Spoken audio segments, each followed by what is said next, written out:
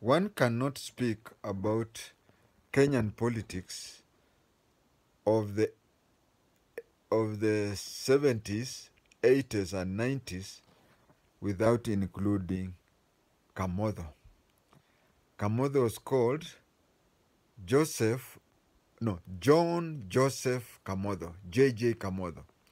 He was born in 1942 and he went to Mudhangari Primary School. Watu ya Kawangware na Lavington mnafikiri ni ile Mudhangari yenyu. Mudhangari Primary School is in Moranga.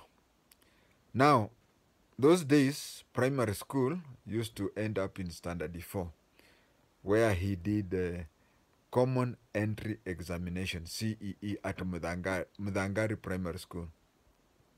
He later joined Njumbi Intermediate School.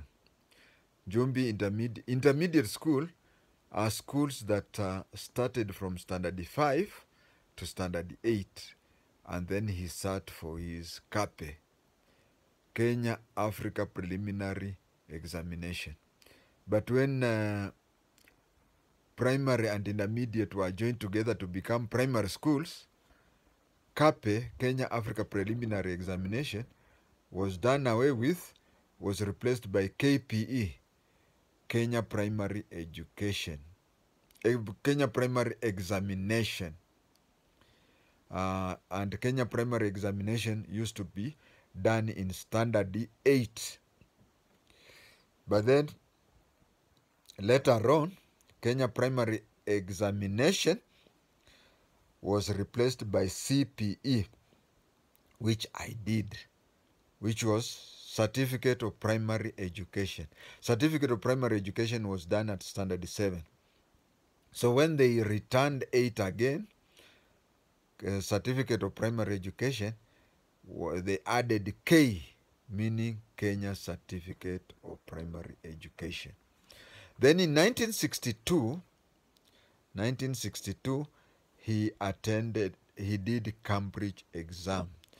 Cambridge, mnasikiaga watu wakisema kizungu ilikuja na meli. For my viewers outside Kenya or outside Tanzania, there's a Swahili saying that kizungu ilikuja na meli, meaning that English was brought by ship. The reason is that during that time in East Africa, Kenya, Uganda, and Tanzania, people used to sit for a Form 4 exam called Cambridge, and it used to be set at Cambridge University, and it would be brought by ship all the way through Mediterranean Sea, Suez Canal up to Mombasa. So that is why people, and you know, Swahili by then was not an examinable paper. That is why you hear people saying that English came with the ship. Kizungu ilikuja na meli. Then he went to USSR, where I told you Form 4, Cambridge, he did it in 1962. And in 1968, he graduated from USSR with a bachelor's degree. Then he came to Kenya and was made a tutor. He was made a tutor at Kenya, KIA, which today is called Kenya School of Government. But those days, KIA used to be called Kenya Institute of Administration, meaning that for you to be an administrator, both the DOs and DCs or even senior positions in government, you had to go through Kenya Institute of Administration in Kabete. After teaching there for some time, Kenya Institute of Administration sponsored him to go to Britain to get a master's degree in public administration. He later joined politics, and in 1979 he was elected as the MP for Kangema, and Moi made him the Minister for Higher Education. For the first time, 1979, the Ministry of Education was split into two. He was the Minister for Higher Education, where Sebstone Budamba Mudavadi was Minister for Basic Education. It was when he was the Minister for Higher Education that in 1981, the Moi government set out a commission to investigate the suitability of having a second university. Remember, second public university. Remember, we only had one public university, which was the University of Nairobi. So they set out to have a second university, which they agreed, if I'm not wrong, I think it was Professor McKay who was the chairman of that committee. And his vice chairman was Professor Hilary Odhiambo. Hapana dharau my neck-top computer. So, Hilary Odhiambo was the vice chairman and the chairman was McKay. They went round the country. They were looking for the suitability of a second university, and they wanted to know, okay, you agree we want a second university here, and where will we place it? It came to be agreed that they opened a second university in Eldoret, which they called Moi University. And Moi University started off from tents. I remember there was Professor Mengich. Professor Mengich was taken there from Nairobi University as chief academician. But when he was being taken there, he complained. You see, watu kama sisi, we would like to do zero work and be paid, but professionals, intellectuals want to work for their sweat. He complained to Moi that at the University of Nairobi, I'm having research, I'm doing this and I'm doing that. But then Moi told him, go to the new university and you will work forever, for your lifetime. That is why when Kibaki became the president, there was a problem. Professor Mengich said there was a presidential directive that I work until I die and I don't retire at 75 like other professors. But I think he was financially rewarded and he retired. He wrote a letter requesting for retirement. So there are those three people. There was Professor McKay who came from, I don't know, was it Britain? And then there was Professor Odhiambo or Odhiambo, I can't know, who was the vice chairman. They started the work. The university was started from tents, and then there was a complaint that how comes that you start a university from the scratch, and then we have Kenyatta University College. Kenyatta University College, which was a constituency of Nairobi University. Now, Kenyatta University College had the Faculty of Education. They used to teach only 3 subjects. It was Bachelor of Education Science, Bachelor of Education Arts, and Bachelor of Education General. If you are taken to Kenyatta University, you only came to Nairobi for admission. And for the 3 years, yes, during our time we used to spend 3 years in the university.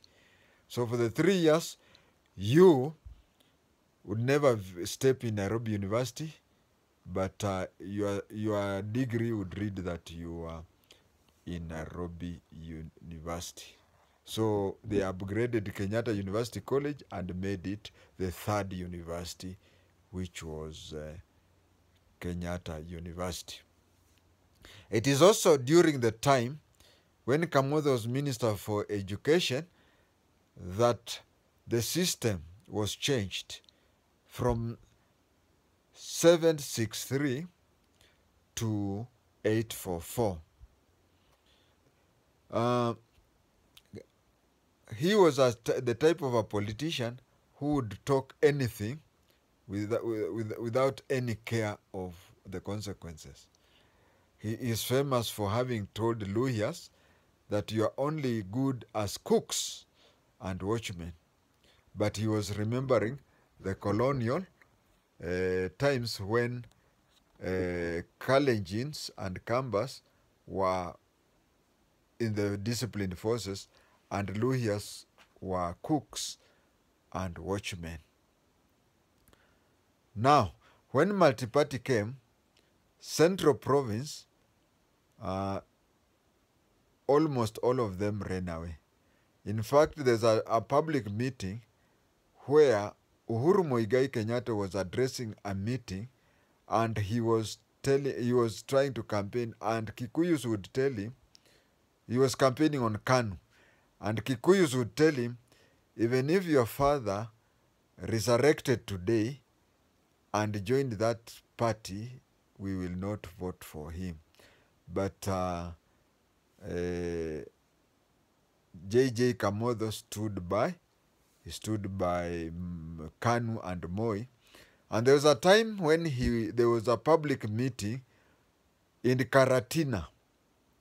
You know, Karatina is not far from Othaya. So when they were having a meeting, adults refused to attend the meeting. Kids were taken away from schools and they went and filled in the stadium. You could count the adults there. And when it came to the time when Kamotho was talking, he said, Mtukufu Rais, hii watu yote ni watu ya KANU na wako na kadi. And everybody, including Moi, laughed because there were hardly any adults there. Lastly, but not least, he said that whether you like it or not, of course I'll not say wapende wasipende, watu wapende wasipende, that was Sharif Nasir.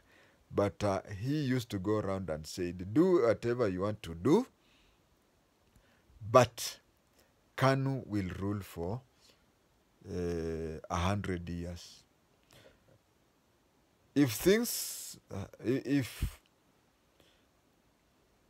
Ruto continues being the president up to 2032, it would mean KANU has ruled for 69 years, which is approximately 70 years. So he would have gotten a score of 70%. And why am I saying so? Everybody who has been a leader up to now has been a member of KANU. But when you see these young people whom Luya say Paranoti, if you look at these Paranoti leaders, you'll see that the team that will take over in 1932, almost all of them have never had KANU, have never registered with KANU. So that is another thing I'd said, I'd forgotten, was that during the time, remember, if you look at all the businesses in Nairobi, mostly are owned by people from Murang'a. These are the people who are brought in by Julius Gikonyo Kiano when he was the Minister for Commerce. But when Matiba dethroned him in Kiharu, and Kamotho was in the neighboring Kangema, he was being sent. Actually, these people are very clever. They were in the opposition, but they were placing him so that he does what? They were placing him there so that he monitors things for them. And that is why he was close to Moi. If it comes to business-wise, he had very little or no business. I mean, to me and you, if you are to look at his business, that would be... But if you take the Murang'a standard, you'd say that he had kiosks. But we had people like Michuki. You see, Michuki had so much business that He had a bed in the office. He could sleep at lunchtime. And Michuki could work for 18 hours.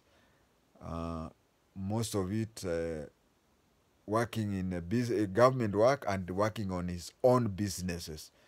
But Kamotho was strictly in politics, and Kamotho, he was a long term serving SG for KANU, and his work was only to take care of politics and then he used to tell Kikuyus, especially those from Moranga, do your businesses, and I'm there to take care of you politically. This one I want to dedicate it to KJ, because KJ up to today is the only person who has imitated the voice of JJ Kamotho. Thank you.